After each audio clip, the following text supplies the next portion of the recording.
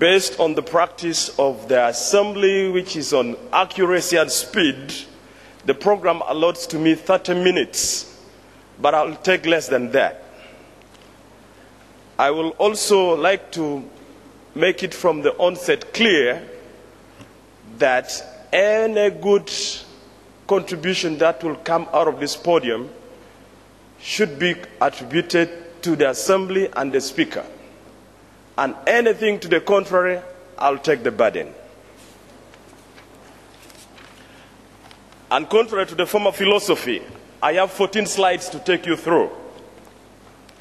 EALA, the legislative organ of the community, is established under Article 9 of the treaty. EALA members are elected by the national assemblies from outside the membership, meaning to be a member of EALA, you must not be a member of your national assembly. The first assembly was formally inaugurated on November 30th, 2001. The term of the assembly is 5 years. The second assembly was sworn in on the 5th June 2007 for a term of 5 years. This term will end on 4th June 2012. Although it was expected that the election would return some new members, the turnover rate surpassed all expectation. Out of 27 members, only 6 from the first assembly were re-elected. By any standards, this is a very high turnover rate, almost 77%. The 6 that returned, 3 were from Uganda, 2 from Tanzania, and 1 from Kenya. This assembly is working hard to reverse this trend. In the same period, 2 new partner states, namely Rwanda and Burundi, were admitted to the community.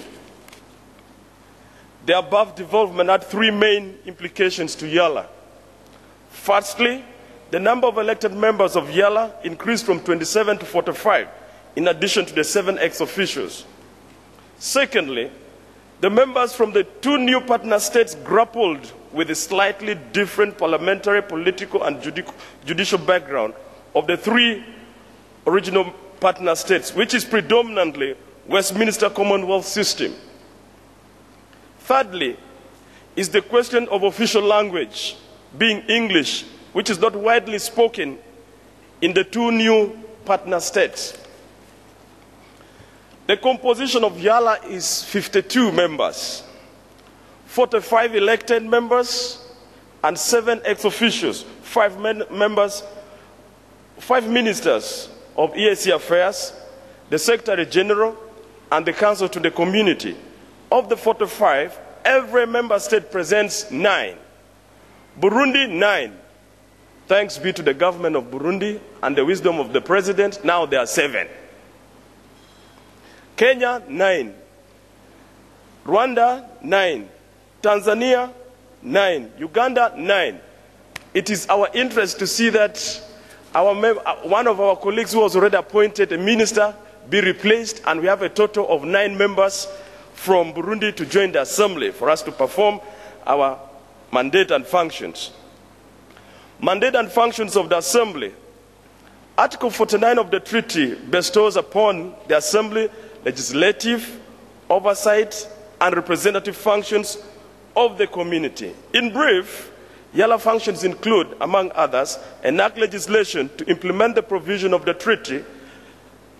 I must add here to our colleagues from Burundi that legislation from EALA is supreme to the national legislation. So where there is a legislation at a national level which is not in tandem with the EALA legislation, alignment must be made. Liaise with the National Assembly of partner states like we are doing right now. Debate and approve the EAC budget. Discuss all matters relating to the EAC and make recommendation to the Council of Ministers. Recommend the appointment of the clerk and other officers of the Assembly to the Council of Ministers. The first and the second Assembly has had the following achievement. Since its inauguration in 2001, the Assembly has passed over 20 pieces of legislation, a number of which are very fundamental in the EAC integration. And these legislations originated both from the Council of Ministers and as private members bill.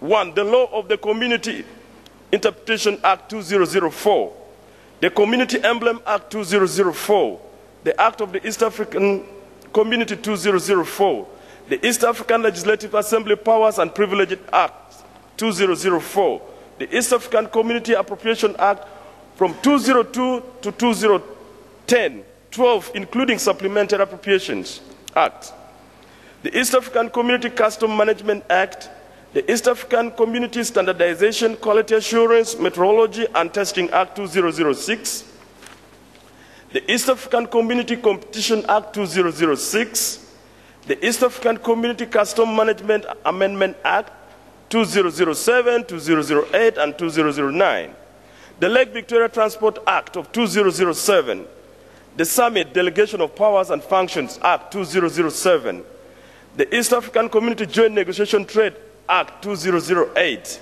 the Inter-University Council of East African Act 2008, the East African Budget Act 2008, the Civil Aviation Safety Security Oversight Agency Act 2009. This is still pending assent by the head of states or members of the summit. The East African Tourism and Wildlife Amendment Act, also pending assent by the members of the summit.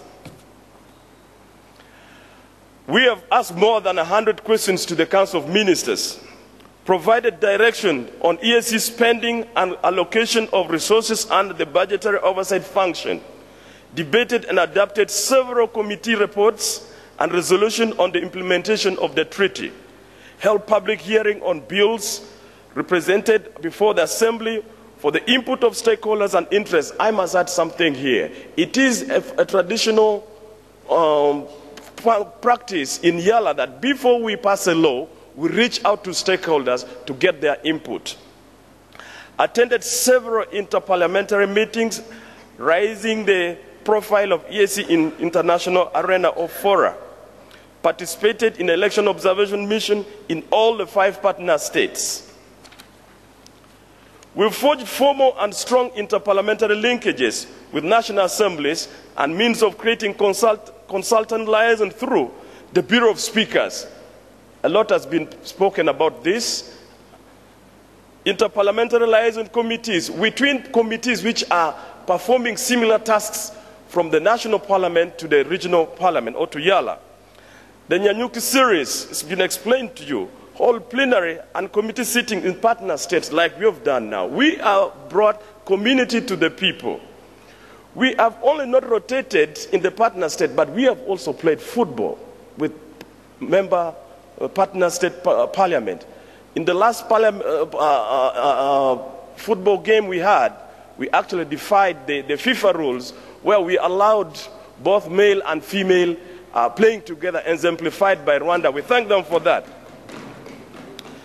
Created a new dispensation by establishing the State of the EAC address by chairperson of the summit. This is very important. This is based on the charismatic and constructive leadership of the Assembly. We have started a culture which is now getting institutionalized.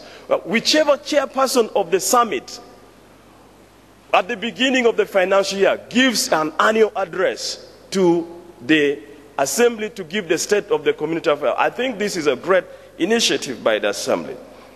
In the process of establishing the East African Parliamentary, we are in the process of establishing an East African Parliamentary Institute in configuration with national assemblies, and we would like to develop an institute that trains East African how to be excellent legislators and also teach practices of parliament. We have marketed community by taking it from Arusha to the people of East Africa in rural, urban areas and beyond through outreach programs. We have had so many outreach programs. We have visited villages throughout the community. The Assembly has visited and talked with villagers, rural peasants, business community, scholars, civil society, professional association, to mention but a few, continuously take into account their views about the integration process and what they really want to see the community look like. In doing all this, we have faced a couple of challenges, and these are the challenges the Assembly faces now. need to enhance publicity and visibility of EALA. This is not particular to the assembly only, but to the totality of the community. And we need partnership with you, members of the national assemblies, the fourth estate, that is the media, and other stakeholders, to make EALA and the community more visible. Enhance linkage between EALA and other regional parliamentary assemblies and Pan-African Parliament. On the continent, there are several other regional assemblies, and we have a continental parliament, Pan-African Parliament. I must also hasten to add here that EALA to date is being considered a model, and most regional parliaments would like to take the model of EALA as what should be practiced in many of these regions. So we are grateful for that as EALA. Enhance oversight for EAC programs, projects, and external resources.